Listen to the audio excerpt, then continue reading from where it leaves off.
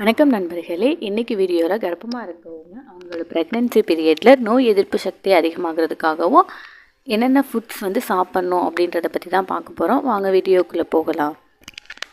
ப்ரெக்னெண்ட்டாக இருக்கவங்க நோய் எதிர்ப்பு சக்தி அதிகரிக்கிறதுக்காக டெய்லி என்னென்ன சாப்பிட்ணும் அப்படின்னு சொல்லி பார்த்தோம் அப்படின்னா, ஃபஸ்ட்டு பனானா, அதாவது வாழைப்பழம். டெய்லி ஒரு வாழைப்பழம் சாப்பிட்றது அப்படிங்கிறது ரொம்ப முக்கியமானது. ஏன் அப்படின்னு சொல்லி பார்த்தோன்னா, வாழைப்பழத்தில் ஹை பொட்டாசியம் இருக்கிறதுனால அது ரத்த அழுத்தத்தை பராமரிக்கிறதுல முக்கிய பங்கு வகிக்குது. அதுக்கடுத்து கீரைகளில் ஃபோலிக் ஆசிட், இரும்புச்சத்து, அப்புறம் விட்டமின் சி, பீட்டா கரோட்டின் இருக்கனால கீரைகளை வாரத்தில் 3 நாள் உணவில் சேர்த்துக்கிறது அப்படிங்கிறது அவங்களோட நோய் எதிர்ப்பு சக்தியை அதிகரிக்கும். அடுத்து ப்ரக்கோலியில் calcium, potassium, vitamin A, B, C, அப்புறம் இது எல்லாமே இருக்கிறதுனால ப்ரக்கோலி வாரத்தில் 2 நாள் உணவில் சேர்த்துக்கிறது அப்படிங்கிறது ரொம்ப முக்கியமானது. அதுக்கடுத்து பாலில் லாக்டோபெரின் அப்படின்னு சொல்லிட்டு ஒரு ப்ரோட்டீன் இருக்குது. அதனால் பால் சேர்த்துக்கிறது மூலமாக குழந்தையோட எலும்புகள் வளர்ச்சி அப்படிங்கிறது ரொம்ப நல்லாவே இருக்கும். ஒரு நாளைக்கு 2 டைம், மார்னிங் அப்புறம் நைட் 2 டைம் பால் குடிக்கிறது அப்படிங்கிறது ரொம்ப முக்கியமானது. அடுத்து பருப்பு வகைகள் அப்படின்னு சொல்லி எடுத்துக்கிட்டோம் அப்படின்னாலே எல்லா பருப்பு வகைகள்லையுமே துத்தநாகம், விட்டமின் பி, அப்புறம் ஃபோலேட் இருக்குது. அதனால் பருப்பு வகைகளை உணவில் சேர்த்துக்கணும். அதுக்கடுத்து சர்க்கரை வள்ளிக்கிழங்கில் பொட்டாசியம், காப்பர், அப்புறம் விட்டமின் சி, விட்டமின் ஏ இருக்கனால இதையும் வாரத்தில் 1 நாள் உணவில் சேர்த்துக்கிறது முக்கியமானது. முழு தானியங்கள் அப்படின்னா கம்பு, கேழ்வரகு, ராகி இதெல்லாம் உணவில் சேர்த்துக்கிறது மூலமாக அதில் இருக்க நார்ச்சத்து உங்களுக்கு மலச்சிக்கல் வராமல் தடுக்கும். அது மட்டும் இல்லாமல் அந்த முழு தானியங்களில் விட்டமின் பி இருக்குது. அடுத்து பூசணி விதைகள் உணவில் சேர்த்துக்கிறது மூலமாக அதில் protein, omega 3, magnesium, potassium, calcium, phosphorus, அப்புறம் ஜிங்க் இருக்குது. அதனால் வாரத்துக்கு ஒரு தடவையாவது பூசணி விதைகளை உணவில் சேர்த்துக்கிறது ரொம்ப முக்கியமானது. அப்புறம் சூரியகாந்தி விதைகளில் செலினியம் அப்படின்னு சொல்லி ஒன்று இருக்குது. அப்படி செலினியம் இருக்கனால என்ன ஆகும் அப்படின்னு சொல்லி பார்த்தோம்னா, ஒரு நாளைக்கு தேவையான ஊட்டச்சத்து அப்படிங்கிறது அவங்களுக்கு அந்த சூரியகாந்தி விதைகள் எடுத்துக்கிறது மூலமாக கிடைக்கும். அதனால் சூரியகாந்தி விதைகளையும் முடிஞ்சளவு உணவில் சேர்த்துக்க பார்க்கணும்.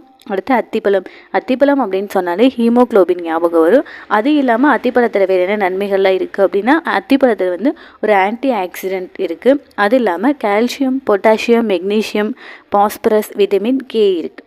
அப்புறம் அவகேடோவில் ஒமேகா 3 இருக்குது. அப்புறம் ஃபோலேட் இருக்குது. இது 2 எதுக்காக அப்படின்னா குழந்தையோட மூளை நல்லா வளர்ச்சி அடையணும் அப்படின்றதுக்காக. அடுத்து நட்ஸ் அப்படின்னாலே பாதாம், அதுக்கப்புறம் கருப்பு திராட்சை, உலர்ந்த திராட்சை, இது எல்லாமே நட்ஸில் வரும். இது சாப்பிட்றது மூலமாக நம்ம குடலில் நல்ல பாக்டீரியாக்கள் வளர்கிறதுக்காகவும் ரொம்ப ஹெல்ப் பண்ணுது. அதுக்கடுத்து இஞ்சி, அப்புறம் பூண்டு. இஞ்சி கர்ப்ப காலத்தில் எடுத்துக்கிட்டாங்க அப்படின்னா அவங்களுக்கு காலையில் வர்ற மார்னிங் சிக்னஸ், குமட்டல், வாந்தி இதெல்லாம் அவாய்ட் பண்ண முடியும்.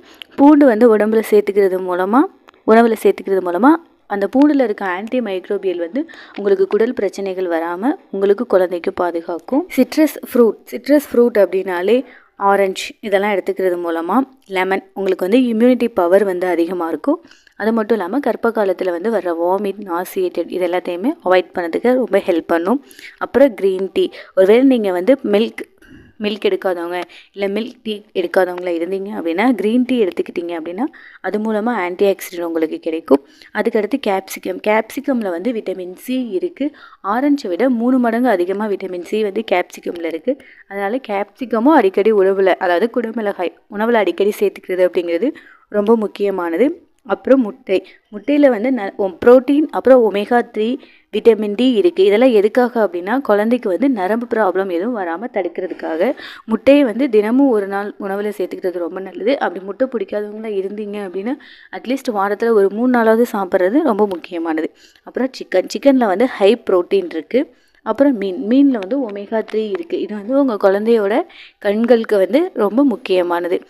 மேலே சொன்ன எல்லா உணவுகளையுமே நீங்கள் ஃபாலோ பண்ணீங்க அப்படின்னாலே உங்களுக்கும் சரி உங்கள் குழந்தைக்கும் சரி நோய் எதிர்ப்பு சக்தி அப்படிங்கிறது அதிகமாகவே இருக்கும். குழந்தையோட வளர்ச்சியும் ரொம்பவே நல்லாவே இருக்கும். குழந்தைக்கும் எந்த ஒரு குறைபாடும் இல்லாமல் நல்லபடியாக வளரும்.